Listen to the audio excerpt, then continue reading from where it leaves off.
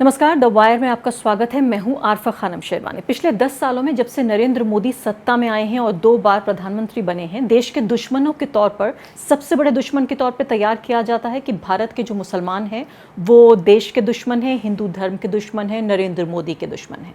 ये 3 कड़ियों में इस तरह से बात की जाती है कि anti Modi, anti Hindu, anti India.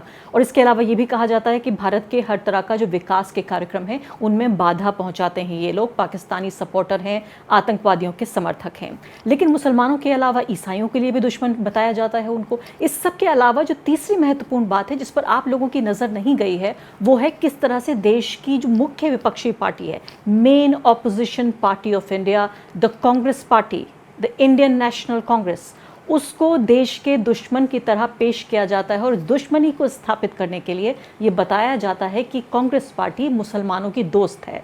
यानी दुश्मन का जो दोस्त हुआ वो दुश्मन हुआ आपका। अब यहाँ बड़ी खबर ये है कि आज तक के स्टार एंकर जो पहले जी न्यूज़ में हुआ करते थे, ब्लैक एंड वाइट नाम से बहुत ही फैंसी कार्यक्रम करते हैं, वो उनके खिलाफ कर्नाटक की सरकार ने एफआईआर दर्ज कर ली है। झूठ फैलाने के मामले में ये एफआईआर दर्ज की गई है। कर्नाटक की सरकार ने कहा है कि न्यूज़ एंकर सुधीर चौधरी और आज तक के खिलाफ वो जानबूझकर और दुर्भावनापूर्ण तरीके से गलत सूचना देने के आरोप में ये मामला उन्होंने दर्ज किया है। ये पूरा मामला जुड़ा हुआ है उनके एक कार्यक्रम से जिसके बारे में एक ही लम्हे में आती हूँ अभी, लेकिन आपको मैं बताना चाहती हूँ कि किस तरीके से जो सुपारी ली हुई है सत्ता पक्ष के हाथों विपक्ष के लिए, मीडिया ने, जो दरबारी सरकारी मीडिया है, बाकायदा उसने कांग्रेस पार्टी को देश का दुश्मन बनाकर उसकी सुपारी ली हुई है। और ये सुपारी इस हद तक पहुंच चुकी है, इतनी बेशर्मी से ये काम हो रहा है कि अब जो सत्ता पक्ष, जो कि कर्नाटक में देखिए विपक्ष है, क्योंकि कर्नाटक में कांग्रेस पार्टी की सरकार है इसलिए विपक्ष में तो बीजेपी हुई, लेकिन राष्ट्रीय स्तर पर चूंकि बीजेपी का जो विचारधारा का जो आइडियोलॉजिकल प्रोजेक्ट है, इस देश को एक धर्म पर आधारित राज्य बनाने के लिए, इस देश के लोकतंत्र और संविधान को तबाह बर्बाद करने के लिए, इसलिए जिन जिन राज्यों में कांग्रेस पार्टी की या फिर ऑपोजिशन की सरकार है उन्हें दुश्मन बनाया जाता है। और इसके अलावा जो बीजेपी है उनको बताया जाता है कि हिंदू हितैषी पार्टी है। और इसीलिए इसी कड़ी में सुधीर चौधरी के ऊपर ये एफआईआर दर्ज हुई है। दूसरी तरफ आप ये देखिए कि एक ज़माने का बहुत ही सेक्युलर, लिबरल और जो संवैधानिक लोकतांत्रिक मूल्यों को मानने वाला एक चैनल हुआ करता था एनडीटीवी, जिसको मैंने भी अपने जीवन के बहुत से साल दिए, पत्रकारिता के बहुत सारे मैंने अपने साल दिए, वो एनडीटीवी का ढलान अब इस हद तक नज़र आ रहा है कि सोहित मिश्रा नाम के जो वहाँ के बॉम्बे ब्यूरो चीफ हैं मुंबई के, उन्होंने ये कहा कि राहुल गांधी की प्रेस कॉन्फ्रेंस में उन्हें ये कहा गया कि जाके आप शोर शराबा कीजिए, दखल अंदाजी कीजिए, रकस क्रिएट कीजिए वहाँ पर। और ये प्रेस कॉन्फ्रेंस हो रही थी अडानी के मामले में। अब आप जानते हैं राहुल गांधी अडानी पर जो नए आरोप लगे थे उस पर प्रेस कॉन्फ्रेंस कर रहे थे। अडानी चैनल, अब जो एनडीटीवी है वो उसको गौतम अडानी अब इस चैनल को पूरी तरीके से ओन करते हैं, इसके मालिक बन गए हैं। तो मालिक के खिलाफ अगर ऑपोजिशन प्रेस कॉन्फ्रेंस करेगा तो सोहित मिश्रा का जो इंटरनल सोर्सेज हैं न्यूज़ लॉन्ड्री के, वो ये बता रहे हैं कि राहुल गांधी की प्रेस कॉन्फ्रेंस में दखल देने के लिए, दखल अंदाजी करने के लिए कहा गया कि जाके आप तमाशा कीजिए वहाँ पर, जिसको सोहित ने मानने से इनकार कर दिया और इसलिए उन्होंने अपना ये चैनल छोड़ दिया। तो ये 2 खबरें आपको बताती हैं कि किस तरीके से विपक्ष की सुपारी ली हुई है रूलिंग पार्टी के लिए दरबारी सरकारी मीडिया ने। अब हम आ जाते हैं इस पूरे केस पर। मैं आपको बताती हूँ कि ब्लैक एंड वाइट में जो ये कार्यक्रम का नाम है, आपने कई बार देखा होगा सुधीर चौधरी को भारत के मुसलमानों के खिलाफ नफरत फैलाते हुए, आपने देखा होगा कांग्रेस पार्टी को ये बताते हुए कि किस तरीके से ये ईसाइयों की और मुसलमानों की हितैषी पार्टी है। कोविड के वो दिन आपको याद होंगे कि जब ये जी न्यूज़ में हुआ करते थे, तमाम तरीके से ब्लेम कर दिया गया था उस चैनल में जब ये हुआ करते थे कि मुसलमानों ने ही जो वो कोरोना बम बन गए हैं, कोरोना से आतंक फैला रहे हैं और भारत को बाकायदा ये कोरोना बम बनकर भारत के लोगों को ये फैला रहे हैं, इस बीमारी को यहाँ फैला रहे हैं। उसके बाद आपने दिल्ली दंगों में भी देखा किस तरीके का इनका रवैया था, लेकिन इस बार ये काम नहीं आया। अब कर्नाटक की सरकार ने हाथों हाथ ले लिया है इस बात को। यहाँ पे सीधे तौर पे मैं ये कहना चाहती हूँ कि मेरा जो स्टैंड रहा है वो ये कि पत्रकारों के भी झूठ से को हैंडल करने के लिए, उससे निपटने के लिए या तमाम तरह की नफ़रतों को फैलाने के लिए भी मैं ये मानती हूँ कि पुलिस एक्शन नहीं होना चाहिए, पत्रकारों पे पुलिस की कार्रवाई नहीं होनी चाहिए। यहाँ मैं अपना इस सब के बावजूद भी कि कितना ख़तरनाक है, इसके लिए और कोई तरीक़ा अपनाना चाहिए, लेकिन पुलिस एक्शन नहीं। लेकिन यहाँ पर कर्नाटक की सरकार ने ये कहा, सुधीर चौधरी ने ब्लैक एंड वाइट नाम के कार्यक्रम में, कि कर्नाटक की सरकार की योजना का जो लाभ है, जो फ़ायदा है, वो सिर्फ मुसलमानों को मिल रहा है या ज़्यादा से ज़्यादा मुसलमानों को मिल रहा है, क्योंकि उसमें अल्पसंख्यक लिखा हुआ था। अब आप देखिए, इसके साथ साथ जब सुधीर चौधरी ये कार्यक्रम पेश कर रहे थे तो मुसलमान सिर्फ इन्हें वही नज़र आते हैं जब वो नमाज़ पढ़ रहे होते हैं। मुसलमान तब नहीं होते जब वो स्कूल जा रहे होते हैं, कॉलेज जा रहे होते हैं, दफ्तर जा रहे होते हैं या अपने रोज़मर्रा के काम कर रहे होते हैं, या जब उन्होंने, जो वो भी मुसलमान नहीं हैं इनके लिए, जो दाढ़ी नहीं रखते वो भी मुसलमान नहीं हैं, जो टोपी नहीं लगाते वो मुसलमान नहीं हैं, जो बुर्का नहीं पहनते, मेरे जैसे लोग भी इनके लिए मुसलमान नहीं हैं। मुसलमान सिर्फ वही है जो अच्छी छवि बॉक्स में तैयार करके दी जाती है ताकि हिंदू समुदाय के लोगों को डराया जा सके कि देखिए नमाज से किस तरह से सीधा सीधा संबंध है जो कांग्रेस पार्टी है उसका। और ये सिर्फ कर्नाटक सरकार को निशाना बनाने के लिए नहीं, पूरे देश में, पूरे भारत में मुसलमानों के खिलाफ खौफ फैलाने के लिए, नफरत फैलाने के लिए और कांग्रेस पार्टी को मुसलमानों का दोस्त बताने के लिए। जाहिर है जब कांग्रेस पार्टी मुसलमानों की दोस्त है तो बीजेपी की दुश्मन हुई, बीजेपी की दुश्मन है तो नरेंद्र मोदी की दुश्मन हुई, नरेंद्र मोदी की दुश्मन है हिंदू धर्म की दुश्मन हो गई, हिंदू धर्म की दुश्मन है तो भारत की दुश्मन हो गई। इस तरह से इस पूरी कड़ी में इसको पिरोया जाता है बहुत बारीक तरीके से। हिंदू मन मस्तिष्क में इस जहर के इंजेक्शन रोज लगाए जाते हैं, रोज बताया जाता है कि कैसे देखिए एक पॉलिटिकल पार्टी भारत को एक हिंदू प्रधान देश नहीं बनने दे रही है। तो ये जो कार्यक्रम है इस पे आ जाते हैं। कर्नाटक सरकार का ये कहना है कि योजना सिर्फ धार्मिक अल्पसंख्यकों के नहीं है, के लिए ही नहीं है, ये अनुसूचित जाति, जनजाति और पिछड़े वर्गों को जो आर्थिक लाभ है वो पहुंचाने के लिए। अब यह साफ तौर पे मैं आपको ये बता दूं कि पूरी जो दक्षिण भारत की राजनीति है वो उत्तर भारत से काफ़ी अलग है।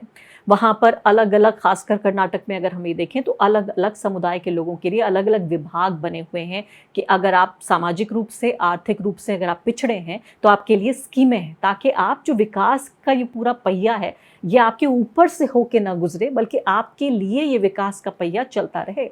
विकास की इस पूरी दौड़ में ऐसा ना हो कि ये एक ऐसा घोड़ा हो, विकास का ये घोड़ा जो कि धूल में, जो पिछड़े लोग हैं, जो कमज़ोर लोग हैं, जिसमें अल्पसंख्यक भी शामिल हैं या पिछड़े वर्ग शामिल हैं या दलित आदिवासी शामिल हैं, वो ऐसा ना हो कि विकास का घोड़ा आगे दौड़ रहा है और पीछे धूल में ये लोग अपने को ख़त्म कर दें और धूल में पूरी तरीके से धूमिल हो जाएं। तो अब ये देखिए कि अल्पसंख्यक जो कल्याण विभाग है उसका विज्ञापन उन्होंने लिया सामने और ये दिखाया इस कार्यक्रम में। उन्होंने शो में दावा किया कि कर्नाटक की कांग्रेस सरकार सिर्फ अल्पसंख्यकों को ही ये जो कमर्शियल व्हीकल्स हैं, ये व्यावसायिक वाहन जो हैं, उनको खरीदने पर 50% या फिर 3 लाख रुपए की छूट देगी और ये हिंदुओं के लिए नहीं है। साफ तौर पे आप ये देखिए, ये जो सामने थंबनेल लगा हुआ है इसमें लिखा है हिंदुओं के लिए क्यों नहीं, हिंदुओं के लिए नहीं, क्वेश्चन मार्क देखिए लगा रखा है।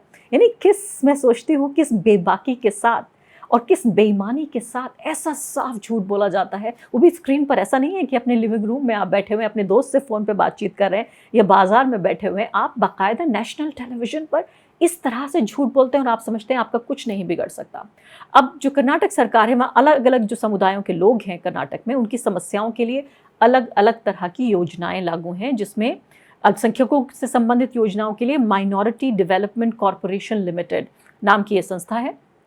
इसी तरीके से जो अनुसूचित जाति है और जनजाति है उन समुदायों के लिए भी doctor BR Ambedkar development corporation limited ये नाम की संस्था है जो कि कर्नाटक में। और सबसे ज़्यादा हैरानी की बात यह है कि ये बीजेपी की जब सरकार थी तब भी ये चल रही थी, यही इंस्टीट्यूशन, सरकार के इंस्टीट्यूशन चल रहे थे, चाहे वो माइनॉरिटी हो, चाहे वो बैकवर्ड कम्युनिटी हो, चाहे वो SC ST कम्युनिटी हो, उन सब के लिए चल रहे थे।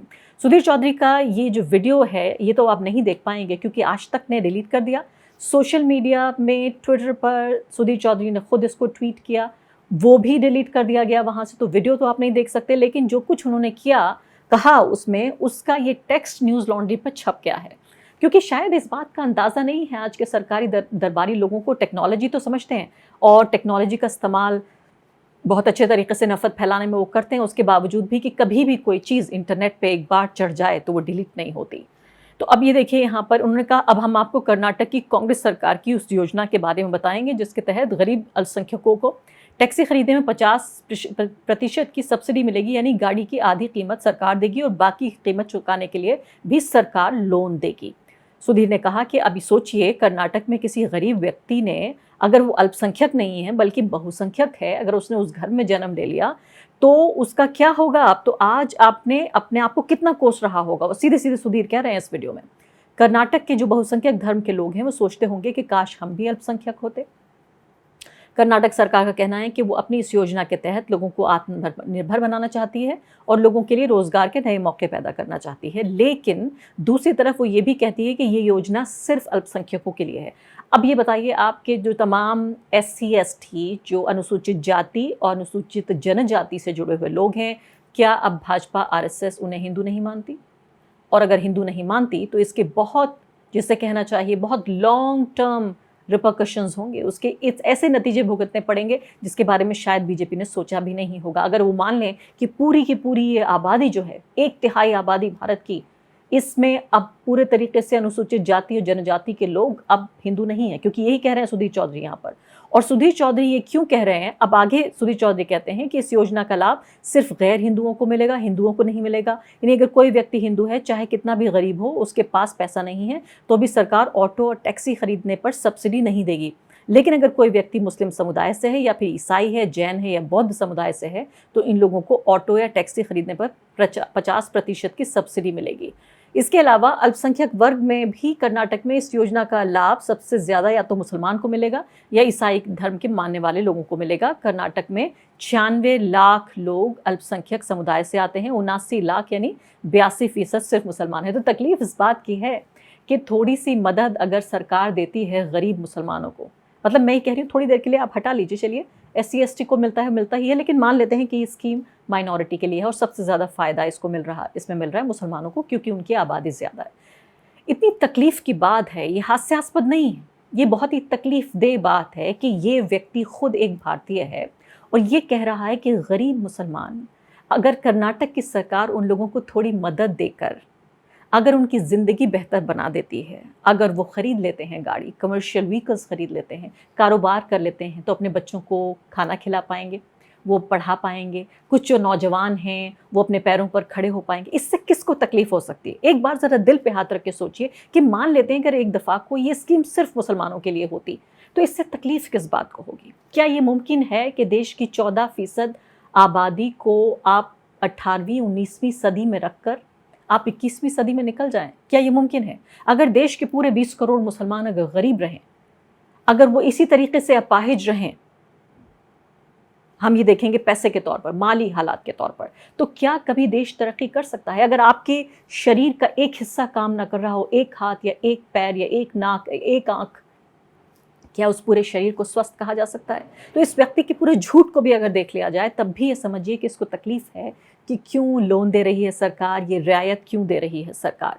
तो अब जो है वो हटा लिया गया है। इस पूरे जो बता रही थी मैं आपको कि जो वीडियो है उसको यूट्यूब से भी हटाया है, सोशल मीडिया से भी हटा लिया गया है, और ये बजट का हिस्सा था। ये जो पूरा कार्यक्रम था 2022-23 का जो बजट था, और जिस तरह की वेलफेयर स्कीम्स हैं वहाँ पर कर्नाटक में, उसका ही एक हिस्सा है। लेकिन जो सबसे महत्वपूर्ण बात है वो आपने नहीं सुनी, वो ये कि जो बेंगलुरु साउथ से जो भाजपा के सांसद हैं तेजस्वी सूर्या, सबसे पहले उन्होंने इस बात को शुरू किया और उन्होंने कहा कि देखिए जो कांग्रेस पार्टी है वो किस तरीके से बांट रही है पैसा, फ्री बीज बांट रही है। उन्होंने कहा कि जो गाइडेंस वैल्यू है वो 30% बढ़ा रही है, इसके अलावा इलेक्ट्रिसिटी का जो चार्ज है बिजली का वो बढ़ा रही है, एक्साइज ड्यूटी को बढ़ा रही है। कर्नाटक की मिडिल क्लास जो है वो इस सब को भुगतेगी, क्योंकि कर्नाटक में रिलीजन टारगेटेड स्कीम, धर्म विशेष पर आधारित उनको टारगेट करके स्कीम बनाई जा रही है, specifically designated for minorities, that gives 3 lakhs as subsidy to buy vehicles. अब ये सीधे तौर पे यहाँ बात हो रही है कि ये एजेंडा था भाजपा का। इस भाजपा के एजेंडे को जो हर रोज़ आगे बढ़ाते हैं सुधीर जैसे बहुत सारे जो दरबारी एंकर्स हैं, आज उनका ये झूठ पकड़ा गया। झूठ इसलिए भी पकड़ा गया कि सीधे तौर पे ये निशाना था सरकार के ऊपर। वहाँ है कांग्रेस पार्टी की सरकार जो अब सीधे तौर पर मुलामियत से, आराम से, सॉफ्टली इसको हैंडल करने के मूड में नहीं है।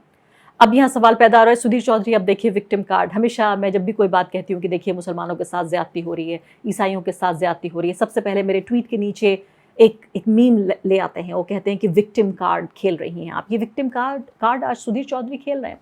उनकी ट्विटर टाइमलाइन पे जाइए, आप देखिए सुधीर चौधरी अपने लिए राष्ट्रीय स्तर पर समर्थन जुटा रहे हैं। ऐसा लग रहा है कि कोई नेता है वो।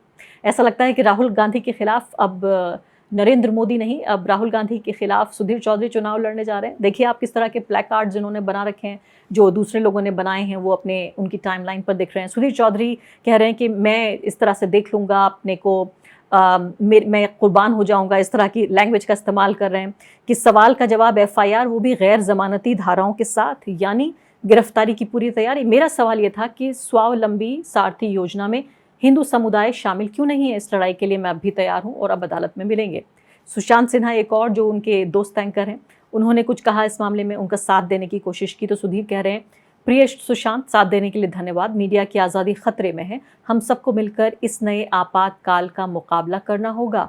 मुझसे तो वैसे भी इनकी पुरानी दोस्ती है, यानी वो लोग जो नफरत फैलाने के लिए, विभाजनकारी नीतियां और राजनीति फैलाने के लिए देश के एक तबके मुस्लिम समुदाय को पूरे तरीके से उसका शैतानीकरण करने के लिए, उसको डीमोनाइज करने के लिए आज़ाद हैं। इतनी आज़ादी है इन लोगों को। वो ये कह रहे हैं कि मीडिया की आज़ादी के खिलाफ है, यानी नफरत फैलाने की आज़ादी नहीं मिल रही, झूठ फैलाने की आज़ादी नहीं मिल रही, बंटवारा फैलाने की आज़ादी नहीं मिल रही, तो उसको कह रहे हैं कि प्रेस की आज़ादी नहीं मिल रही है। तो अब यहाँ पर इस पूरे मामले को समझने के लिए महत्वपूर्ण है, जैसे मैंने कहा, फिर से मैं दोहराना चाहती हूँ, मैं पुलिस एक्शन का सपोर्ट नहीं करती, लेकिन उसके बावजूद भी ये ज़रूर समझना होगा कि आखिर किस तरीके से ये जो दरबारी सरकारी मीडिया है, इसके झूठ का मुकाबला, इसके जो तमाम तरह की विभाजनकारी जो ये ब्रॉडकास्ट होते हैं, ये तमाम तरह की सूचनाएं जो फैलाई जा रही हैं, इस सब का मुकाबला कैसे किया जाए, इस पर ज़रूर सोचना होगा। क्या इस तरह का पुलिस एक्शन कुछ काम आएगा? मुझे याद आ रहा है राजदीप सरदेसाई का वो किस्सा, 2 साल पहले की बात है। उन्होंने एक ट्वीट किया था, जब आपको याद होगा कि किसानों का आंदोलन चल रहा था, उसमें एक किसान की मौत हो गई थी और किसान के परिवार ने ये कहा था कि पुलिस की गोली से उसकी मौत हुई है। और इसी बात को कोट करते हुए राजदीप ने ट्वीट किया था, जिस पर सज़ा देते हुए इंडिया टुडे ग्रुप, वही ग्रुप जहां सुधीर चौधरी काम करते हैं, उनकी 1 साल की सैलरी काट ली थी और इसके अलावा उनको ऑफ एयर कर दिया गया था। उनको काफ़ी दिनों के लिए पर्दे पर वो नहीं आए थे राजदीप सरदेसाई। अब यहाँ पर ही देखना होगा, और जो बात झूठ नहीं थी, जो परिवार कह रहा था, जो व्यक्ति मारा गया है, पत्रकारों का ये काम है कि उनका भी एक जो नज़रिया है उसको सामने रखना है। इसमें कोई गलत बात उन्होंने नहीं की थी, लेकिन चूंकि ये सरकार के खिलाफ जा रही थी बात, तो उस पर सज़ा देते हुए राजदीप के साथ ये एक्शन लिया गया। अब यहाँ पर जबकि ये सीधे तौर पर झूठ पकड़ा गया है, वीडियो डिलीट हुआ है, कर्नाटक की सरकार ने ये मुकदमा दर्ज किया है, अब ये देखना होगा कि इंडिया टुडे ग्रुप इस पर क्या करता है। तो कर्नाटक में ये जो पूरे कार्यक्रम हैं, जन कल्याणकारी कार्यक्रम, ये किस तरह से चलते हैं? क्या मुसलमानों को खासकर फ़ायदा पहुंचाते हैं, क्या ईसाइयों को फ़ायदा पहुंचाते हैं, या रिलीजन न्यूट्रल हैं ये, कि जो भी कमज़ोर तबका होता है उसको फ़ायदा पहुंचाते हैं? क्या खासकर कांग्रेस पार्टी की सरकार ये कर रही है, या बीजेपी की सरकार भी कर चुकी है? क्यों जो भाजपा से जुड़े हुए भाजपा के जो मंत्री सांसद हैं वो इस मुद्दे को उठा रहे थे, तो फिर किस तरह से दरबारी मीडिया ने भी वही से इशारा लेते हुए फिर उनका साथ देने की कोशिश की? साउथ फर्स्ट की पत्रकार अनुषा रावी से मैंने इस बारे में बातचीत की। पहले तो हम ये क्लैरिफाई कर दें कि कर्नाटका में बहुत सारे ऐसे बोर्ड्स एंड कॉर्पोरेशंस है जो स्पेसिफिक कास्ट एंड कम्युनिटीज को लेकर टारगेटेडली सेटअप किया गया है। ये जो पहले तो ये जो स्कीम के बारे में बातचीत हो रही है, ये स्कीम तो आती है कर्नाटका माइनॉरिटीज डेवलपमेंट कॉर्पोरेशन की। ये कॉर्पोरेशन सेटअप हुई थी 1986 में। तो तब से लेके आज तक इस कॉर्पोरेशन के अंदर बहुत सारे ऐसे स्कीम्स हैं जो स्पेसिफिकली माइनॉरिटी वेलफेयर के लिए ही बने हैं, और जितने भी सरकार आई है कर्नाटका में 1986 से लेकर अब तक, इसमें से बीजेपी की सरकार भी 3 बार आ चुकी है। तो ऐसा नहीं है कि जब बीजेपी की सरकार थी तो ये पूरा कॉर्पोरेशन बंद था। बहुत सारे ऐसे स्कीम्स थे जो ये कॉर्पोरेशन के अंडर बीजेपी सरकार के नीचे भी दिए जाते थे for minorities who religious minorities, Muslims, Sikh, Buddhists, Jains, Christians as well. ऐसा नहीं है कि वो सिर्फ मुसलमानों के लिए ये वेलफेयर बोर्ड है, this is for all religious minorities. ऐसे बोर्ड्स एंड कॉर्पोरेशंस सिर्फ कम्युनिटीज के लिए नहीं, कर्नाटका में कास्ट के लिए भी होते हैं। In fact just before B.S. Yediyurappa was asked to resign as the Chief Minister of Karnataka, जब वो मुख्यमंत्री के पद से वो रेजिग्नेशन देने से पहले उन्होंने एक ब्राह्मण वेलफेयर बोर्ड की भी सेटअप की थी उन्होंने। उनके बजट में इनफैक्ट ब्राह्मण वेलफेयर बोर्ड की तरफ से 2 स्कीम्स को उन्होंने अनाउंस किया था। एक स्कीम था जो मॉनेटरी इंसेंटिव देगा उन ब्राह्मण लड़कियों को जो पुजारियों से शादी करें। They were given 3 lakh rupees as an incentive for Brahmin women to marry priests. ऐसे बहुत सारे दूसरे बोर्ड्स एंड कॉर्पोरेशंस भी हैं, जैसे SC/ST डेवलपमेंट कॉर्पोरेशन है, that specifically targets programs and welfare schemes for people from the SC/ST communities, Dalit and tribal communities. ऐसे विश्वकर्मा, ऐसे बहुत सारे caste specific boards and corporations Karnataka में बहुत सालों से है। बहुत सारे सरकारों के नीचे ये सारे बोर्ड्स एंड कॉर्पोरेशंस ने बहुत सारे स्कीम्स भी इंट्रोड्यूस किया है। इन दिस पर्टिकुलर इंसिडेंट, वैसे ये बोर्ड्स एंड कॉर्पोरेशंस बहुत पॉलिटिकल भी होते हैं। जब भी कोई किसी पार्टी की सरकार आती है तो कैबिनेट में तो there are just about 34 spaces in the cabinet ministry के लिए। तो बहुत सारे ऐसे एमएलएज और senior leaders of the party जो होते हैं जिनको कैबिनेट में मिनिस्ट्री नहीं दे पाते हैं, उन लोगों को ऐसे बोर्ड्स एंड कॉर्पोरेशंस के चीफ्स बना देते हैं। So there is also political calculation to it. ये सारे boards and corporations specifically come under different departments, जैसे कि माइनॉरिटी वेलफेयर बोर्ड जो है वो आती है माइनॉरिटी वेलफेयर मिनिस्ट्री के नीचे। जब अंबेडकर डेवलपमेंट कॉर्पोरेशन जो है which is specifically for SC/ST communities welfare, that comes under the social welfare department. Karnataka में कम्युनिटीज के लिए भी स्पेसिफिक मिनिस्ट्रीज है। जैसे आप देखा जाए कोई और स्टेट में शायद जब आप कहेंगे सोशल वेलफेयर तो सारे कम्युनिटीज उसी मिनिस्ट्री के अंदर आ जाएंगे, लेकिन कर्नाटका में there is a separate minority welfare ministry, there is a separate social welfare ministry specifically for welfare of SC/ST community members. There is also a backward classes ministry जो non-SC non-ST but backward class communities के welfare के लिए उस ministry को रचाया गया है। तो बहुत सारे ऐसे there are differentiations and each ministry has specific budget allocation, और उस बजट एलोकेशन को each ministry gives it to their boards and corporations and independently also by themselves implement several schemes. तो ऐसा नहीं है कि सिर्फ एक माइनॉरिटी वेलफेयर बोर्ड की तरफ से सिर्फ एक ऐसा स्कीम है जो सिर्फ माइनॉरिटीज के लिए बनी है, ऐसा बिल्कुल भी नहीं है। द वायर के और वीडियोस देखने के लिए सब्सक्राइब करें और बेल आइकन पर क्लिक करें। स्वतंत्र पत्रकारिता की आर्थिक मदद करने के लिए डिस्क्रिप्शन में दिए गए लिंक पर जाएं और अपनी राशि चुनें।